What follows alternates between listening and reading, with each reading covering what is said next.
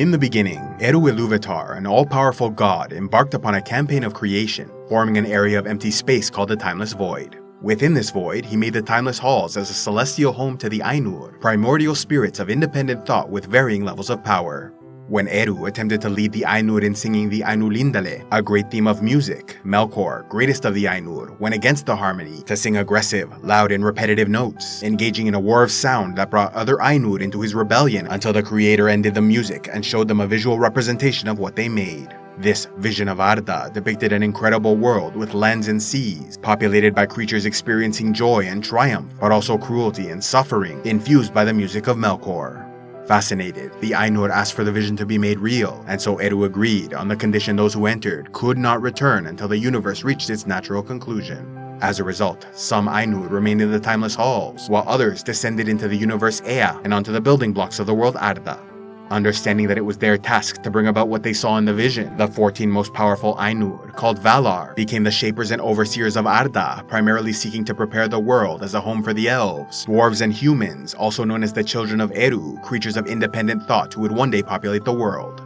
Aiding the Valar in their mission were most of the less powerful but far more numerous Maiar, though some chose to explore the world in their own way, while others still joined Melkor, who was not considered one of the Valar as he claimed kingship over all Arda, wreaking havoc upon any who would not submit. When the other Valar stood united in their opposition, Melkor realized ruling this world was no longer possible, and so instead sought to destroy all of creation, causing so much damage the lands of Arda changed form several times. Throughout the Valian years, the Valar originally created a great symmetrical landmass surrounded by ocean upon a flat world, but the First War of Melkor marred their work, leaving a single continent surrounded by Ekaya, a great outer sea, and beyond that Vaya, an ocean of dark waters at the very edges of the world, where ships could not sail. Though the Valar made their home in Almarin, an island within a central Great Lake, they brought prosperity to the entire continent throughout the spring of Arda, illuminating the world and beginning the years of the lamps by creating 2 great lamps, placing the silver-blue light of Iluin in the north, while the golden light of Ormal went south.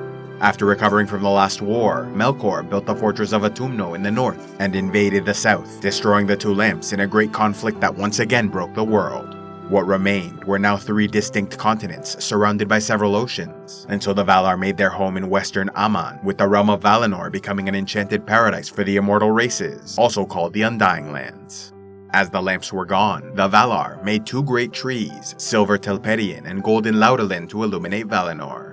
Early on throughout the years of the trees, the lands of Arda were once again surrounded by the outer sea, with the western continent of Aman almost entirely removed from Middle-earth by the ocean Belegaer, while on the other side of Middle-earth, the East Sea separated the Eastland continent. Taking a closer look at Aman, the realm of Valinor was found on the western side of the Pelori, the tallest mountains in the world. To the south were the desolate shadow-covered lands of Avathar, while in the north were the frozen lands of Araman, another largely forgotten region. Beyond the Pelori Mountains to the east, the Enchanted Isles were a series of islands in the Sea of Belegaer that surrounded the main harbors and entry into Valinor. While continuing on to Middle-earth, Melkor made his home in the fortress of Autumno within the Iron Mountains near the northern coast. Planning to make all of Middle-earth his domain, the Dark Lord's chief lieutenant Sauron was placed in command of Angband to warn of attacks from Valinor. Moving south of the Iron Mountains, while remaining in the Northland, there were the Blue Mountains to the west, the Red Mountains in the east, and the Sea of Helkar to the south between them, a great lake created by the destruction of the lamp Iluin. Within the Midlands, there was the Mountains of the Wind, while the Southland had the Red Mountains in the west, the Yellow Mountains in the east, and the Sea of Ringol in the north between them, a great lake created from the destruction of the lamp Ormal. Though little is known about the continent of Eastland, it was home to a great mountain wall, much of which bordered the western coast. Waking in the year 1050 YT, along the eastern shore of the Sea of Helkar, the elves of Cuiviénen were the first and eldest children of Eru, granted the gift of immortality, tying their fate to the world of Arda, making it their eternal home. Although the light of the 2 trees could not reach them, the Valar placed stars in the sky to provide light for the rest of the world. Learning the first children awoke, Melkor started capturing wayward elves, with some stories claiming he twisted and corrupted his captives to become and breed the Orcs, a violent slave race to faithfully follow his commands. Once informed of Melkor's actions, the Valar were outraged and gathered their armies to travel east, engaging the Dark Lord in the war for sake of the elves, defeating and capturing the enemy. Yet this victory came at a heavy cost, which saw the lands and seas of Arda once again change form, leaving the continents of Aman in the west, Middle-earth, Darkland in the south, and Eastland.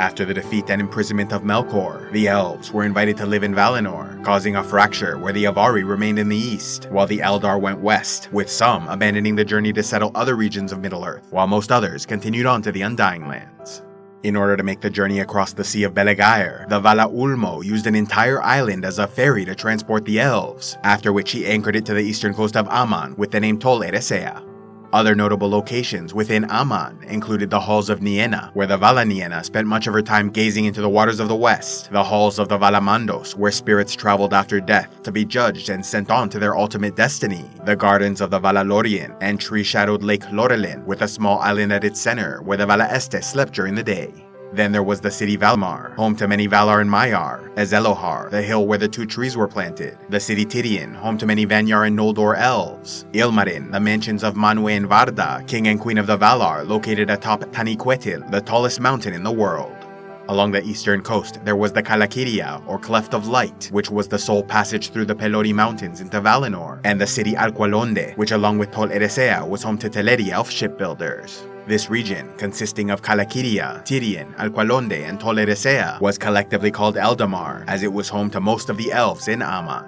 Further north, there was the fortress Formenos, built as a home for the family of Feanor, eldest son and heir to High King Finwë of the Noldor elves. Further south, there were the plains of the Vala Yavanna, the forest of the Vala Orome, as well as the secret lair of the Ungoliant, mother to the great spiders, found in the desolate lands of Avathar, southeast of the Pelori Mountains. After several ages in captivity, the Dark Lord Melkor feigned repentance and was released by his brother Manwë, only to once again launch a surprise attack, this time with the aid of his ally the Ungoliant, and together destroyed the two trees, killed High King Finwë, and stole the Silmaril jewels of Feanor before escaping through Araman in the north, to then pass through the great mists of Oyamure and travel across the icy wastes of Helcaraxe, the sole land bridge connecting Aman to Middle-earth, where the Ungoliant fled south, while Melkor made his home in the fortress of Angband in the western Iron Mountains, which stretched across the entire continent into the far east. Taking a wider view of Middle-earth, there was Dor Daidalos, the lands of Melkor around and beyond Angband, the northwestern region of Beleriand, bordered by the Blue Mountains, beyond which were the ruins of Autumno, the Misty Mountains, the White Mountains, the Greenwood Forest, the region of Palisor, which included the Sea of Helkar, Eastern Lands, and Cuivianen. Then there were the Red Mountains, the Great Gulf along the western coast, the Straits of the World, and Grey Mountains to the south.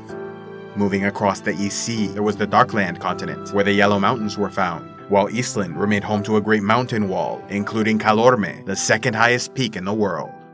Returning to Middle-earth, the continent held diverse populations, including the three child races of the creator Eru, with the elves having already awoken in Cuivianen, while the dwarves, who were adopted children with a unique origin and fate, awoke sometime later, seeing the Iron Fist, Stiffbeard, Blacklock, and Stonefoot clans likely make their home in the Red Mountains, while the Firebeards and Broadbeams settled in the Blue Mountains, and the Longbeards in the Misty Mountains. When the race of men, granted the gift of mortality and a second destiny after death, awoke in the lands of Hildorian, it coincided with the rising of the sun and moon, created by the Valar after the destruction of the two trees, meant to bring light to the entire world, thus beginning the first stage of Middle-earth. Seeking the return of the Silmarils and vengeance against Melkor, renamed Morgoth, the Noldor elves left the Undying Lands to settle in the Beleriand region of Middle-earth, so they might fight the War of the Great Jewels against the Dark Lord in his fortress of Angband, found beneath Thangorodrim, three volcanic mountains with the tallest peaks in Middle-earth. Originally landing on the shores of Lamoth, the Noldor elves settled in and established the realms of Hithlum, including the regions of Mithrem and Dorlomen, Nevrast, including Vinyamar, Gondolin, Nargothrond, Ardgallen, Dorthonion with Ladros, the Pass of Aglon, the March of Maedhros, Maglor's Gap, Himlad, Himring, the fortress of Mount Rerir, Thargelion, as well as the wilds of West and East Beleriand. Yet the Noldor were not the only elves living in the area, as many descendants of the Teleri faction, who did not complete the journey to Valinor, settled this region long ago, including the Sindar elves of Menegroth in Doriath, along with Nan Elmoth, the havens of the Falas, including Eglarist and Brithombar, and Mithrem, while the Lyquendi, or Green Elves, who originally settled east of the Misty Mountains, eventually made their home in Ossiriand.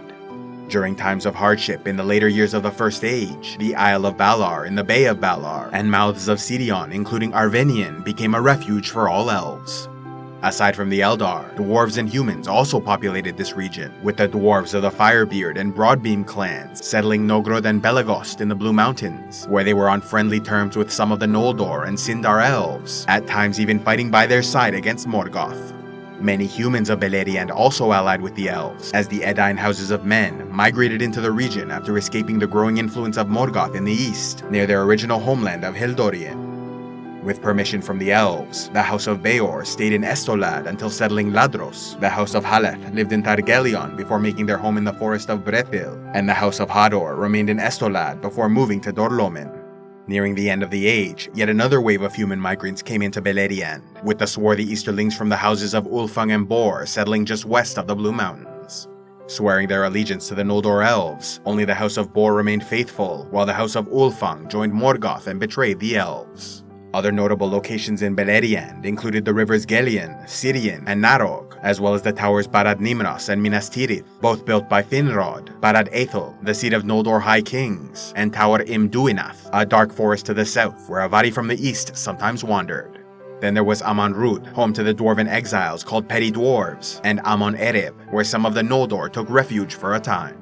After years of struggle and strife, Morgoth eventually conquered nearly all of Beleriand, with Ardgallen becoming Anfauglith, Dorthonion turned into Taur Nufuin, and Minas Tirith made Tol-in Gaurhoth. Desperate for help, the half-elven heroes Earendil and Elwing sailed west and begged the Valar for assistance, convincing them to join their allies in Beleriand to fight the War of Wrath, where they defeated the Dark Lord, executed his body, and banished his spirit from the world.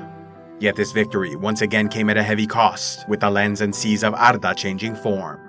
Greatly disturbed by all the devastation they wrought, the Valar agreed to never again directly interfere with the peoples of Middle-earth. Thus began the Second Age, with the host of the Valar returning to the continent of Aman, now entirely detached from the east as Helcaraxe fell beneath the waves. In order to reward the Edain humans who fought with the Valar against Morgoth, they were granted enhanced abilities, longer lives, and given the island of Elena, raised in the ocean Belegaer, where they founded the kingdom of Numenor. With Beleriand and other regions falling into the sea, the peoples of Middle-earth recovered as best they could, while Darkland further south remained largely the same, as did Eastland, now called the Land of the Sun, featuring the Wall of the Sun mountain range. Taking a closer look at Middle-earth, 4 of the 7 dwarf clans continued to live in the Red Mountains, while the Longbeards thrived in the Misty Mountains, taking in refugees from the Firebeards and Broadbeams, escaping the ruins of Nogrod and Belegost in the Blue Mountains. Yet some dwarves remained and reformed their clans, joined by others who would eventually return, but they never again reached the heights of years past. As for the elves, those who survived the fall of Beleriand largely left behind their factionalism and lived together in the kingdom of Lindon, west of the Blue Mountains, under High King Gil-galad, a descendant of Finwë. Lindon included the harbors of Forlond, Harlond, and the Grey Havens, ruled by Lord Círdan, who built ships capable of transporting elves west of the Undying Lands. Yet while many left Middle-earth, some did not, with the more adventurous among them leaving Lindon to journey east, where Celebrimbor, the grandson of Feanor, founded Eregion as a city of smiths, located near Khazad-dûm in the Misty Mountains, home to the great craftsmen and miners of the Longbeard clan, so they might trade materials and learn from each other. After the fall of Eregion, in a war against the second Dark Lord Sauron, Lord Elrond, the son of Eärendil, founded Rivendell in the north as a refuge for those fleeing the conflict. Other adventurous elves, like the Sindar noble Orifer, met the more primitive Sylvan elves of the Greenwood Forest, descendants of the Teleri, who, like the Green Elves, abandoned the great journey to settle east of the Misty Mountains. Ruling from Amon-Lank, Orifer became king of the Woodland Realm, while another Sindar noble Amdir met Sylvan elves in a forest further south, becoming king of Lorien.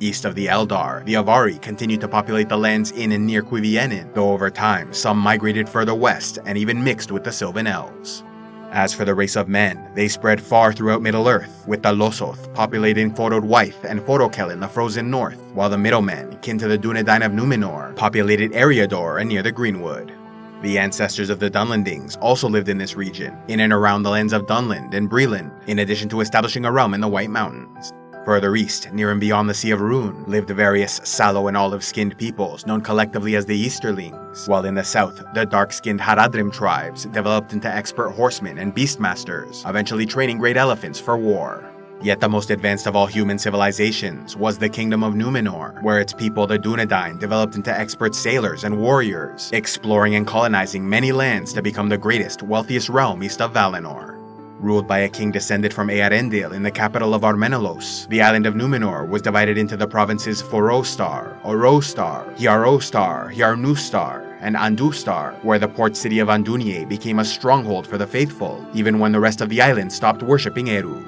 The last province, Middlemar, in the center of the island, was home to the mountain Meneltarma, where religious rituals occurred and the great eagles made their home upon its peak. East of the mountain was Arandor, the Kingsland, home to the capital and main port city Romena. Other notable locations in Numenor included the rivers Cyril and Nunduene, Eldalonde and Nisemaldar, where they grew special malorn trees, the fishing village of Nindamos, the pastoral lands of Emerie, the tower of Sorontil, the mining city Ondosto, and the small island Tol Uinen, said to have been placed by the Maya Uinen, Lady of the Seas. Among the many colonies they founded, which may have included settlements in the Darkland and Land of the Sun, the most well-known were Vignalonde, Pelargir, which became a haven for the faithful, and Ombar, which oppositely became a haven for the kingsmen who lost their faith. Challenging the supremacy of Numenor was the second Dark Lord Sauron, a powerful Maya that once served as chief lieutenant to Morgoth, and continued that legacy by seeking the conquest of Middle-earth. Making his home in the lands of Mordor within the Mountains of Shadow, he sought access to volcanic Orodruin, or Mount Doom, raised by Morgoth in the First Age, as he needed its fires to forge the One Ring of Power. Sauron then raised the Tower Barad-dûr, and used human slaves to farm the lands of Nirn, near the Sea of Nurnen, in order to supply the armies of orcs, trolls, and other wicked creatures he raised in the Plateau of Gorgoroth. Sauron also won the allegiance of many Easterling and Haradrim tribes, which could be summoned to Mordor. After destroying Eregion in the War of the Elves and Sauron, the Dark Lord gradually gained more power and conquered much of northwestern Middle-earth, until the Dúnedain under Ar-Pharazôn sailed east to defeat and take him captive to Numenor. Yet Sauron used this to his advantage by corrupting their people and becoming chief advisor to the king, so he could convince them to launch an attack against the Valar of Valinor. Sailing past the Shadowy Sea border and Enchanted Isles, they landed on Aman, thus violating the ban of the Valar, which forbid mortals from entering these lands. Since the Valar could not knowingly harm the children of Eru, Manwë asked the Creator for assistance, causing him to intervene with a vengeance, destroying the Númenórean fleet, sinking their island, trapping their warriors beneath the ground, and reshaping the entire world, making it round and bringing forth new lands and seas, while detaching Aman entirely so it hovered outside the world, accessible only to the elves through a hidden straight road. Though Numenor was lost, Middle-earth was largely unaffected by the reshaping, but it was now populated by faithful Dúnedain refugees who fled Numenor before the fall to found the southern realm of Gondor, including Minas Anor, later called Minas Tirith, Osgiliath, Minas Ithil, Dol Amroth, and Pelargir, as well as the northern realm Arnor, divided into the regions Arthedain, Rhudaur, and Cardolan, ruled from Anúminas until the capital was moved to Fornost. After the fall of Numenor, Sauron returned to Mordor and continued his plans for conquest, leading to the War of the Last Alliance, where humans, elves, and dwarves won the Battle of Dagorlad and Siege of Barad-dûr, leading High King Gil-galad of Lindon and High King Elendil of Gondor and Arnor to fight Sauron in personal combat, ending with all three killed. Isildur, son of Elendil, then took the One Ring of Power but refused to destroy it, allowing the spirit of Sauron to endure and slowly restore his strength. Other notable Middle-earth locations throughout the Second Age included the rivers Baranduin, Gwathlo, and Anduin, the elven port city Edelond within the realm of Gondor, the Númenórean lumber camp at Tharbad, Lake Nenúiel, ruled for a time by Galadriel, a descendant of Finwë, and the Sindar prince Celeborn, as well as the lands of the diminutive Druedain, an offshoot of men allowed to settle in Numenor after the First Age, but who eventually left as they foresaw a great doom approaching. They then settled the White Mountains, but were chased away by tall men from the east, leaving them to settle the Druedan Forest and Druwaith Eawr. Thus began the Third Age of Middle-earth, with the 7 dwarf clans continuing to live in the Red, Misty, and Blue Mountains, though these years also saw them afflicted by a number of wars and tragedies, including dragon attacks from the Northern Waste, and a terrible war to wipe out the orcs of the Misty Mountains, after the murder of the Longbeard King. The Longbeards of Khazad-dûm, also known as Durin's folk, suffered many such disasters in the Third Age, including the waking of a Balrog, which caused them to flee their home, renamed Moria, to settle other regions like the Blue Mountains, Grey Mountains, Erebor, the Iron Hills, and the White Mountains to the south.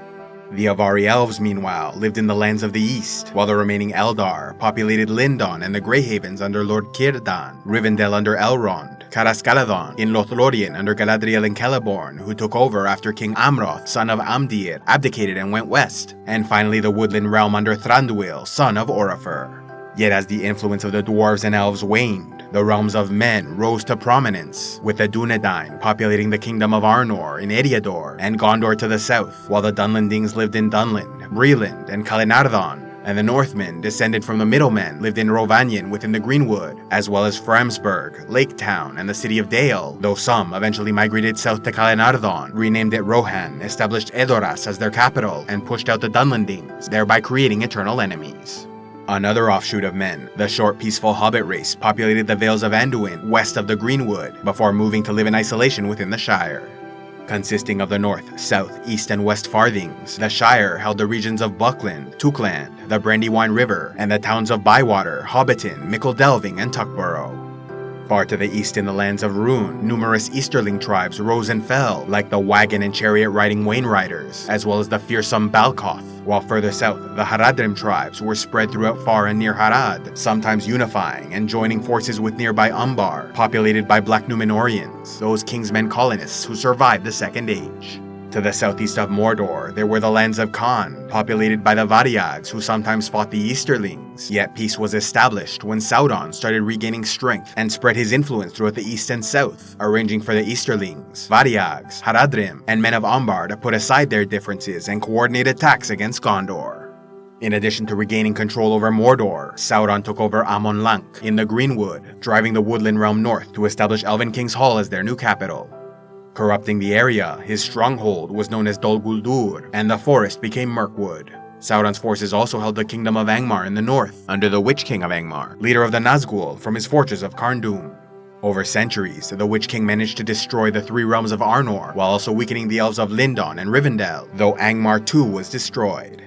The surviving Dunedain of the North became deadly rangers hunting servants of the enemy throughout Eriador, protecting the Shire and Bree-land, which consisted of Bree, Staddle, Combe, and Arquette, populated by hobbits and Breemen descended from Dunlandings. After the final defeat of Sauron and destruction of the One Ring in the War of the Ring, the Fourth Age began with the realm of Arnor restored to create the reunited kingdom of Gondor and Arnor, which over time subdued and made peace with the human slaves of Mordor, the Easterlings of Rune, the men of Umbar, and tribes of Harad. Lothlorien was abandoned to form East Lorien, led by Celeborn, while Legolas, son of Thranduil, founded an elven realm in Ithilien. The dwarf Gimli started a dwarven colony in the glittering caves of the White Mountains, and eventually the entire Longbeard clan returned to Khazad Dûm since the Balrog was killed during the war. Other notable Middle-earth locations throughout the Third and Fourth Ages included Fangorn Forest, populated by the tree-like Ent race, and sentient tree Huorns, the Brownlands, once home to the great gardens of the Entwives, before they were wiped out by Sauron, the Black Gate and Dead Marshes, where many battles against Sauron were fought, Mount Gundabad, the revered dwarven region where the father of the Longbeard clan first awoke, which was then taken over by orcs, Mount Graham, from which the orc king Golfinbul attacked and was defeated by the hobbits of the Shire in the Battle of the Greenfields, Isengard and the Tower of Orthanc, where the wizard Saruman the White dwelt, the Gladden Fields, where Isildur was killed, and the One Ring lost in the river Anduin for over 2,000 years, the Fortress of Helm's Deep, where the Rohirrim took shelter in times of crisis, and Bag End within the Shire, home to the Baggins family, made famous by Bilbo Baggins, who carried the One Ring, and Frodo Baggins, who destroyed the ring in the fires of Mount Doom. Just outside the Shire were the Barrow Downs, haunted by evil spirits and Barrow-wights, as well as the Old Forest, where a mysterious, immortal man named Tom Bombadil lived with his wife Goldberry, a nature spirit and possible Maya. Tom was silly and friendly, but had no interest in the outside world, while holding seemingly limitless power within his home region. He may have been the oldest being alive, and was the only person to hold the One Ring of Power and be entirely unaffected. Though little is known about what went on in the later years of the Fourth Age and beyond, prophecies claimed the world would end after Dagor Dagorath, a final battle in which Morgoth would return through the Door of Night to invade Arda. Yet in the end, he would be defeated, thus concluding the vision of Arda sang long ago in the Timeless Halls. What would happen after that, none could be certain, but one theory stated that the dwarves would help Eru and the Valar build a new world, populated by humans who were finally granted the unknown destiny promised through the gift of mortality.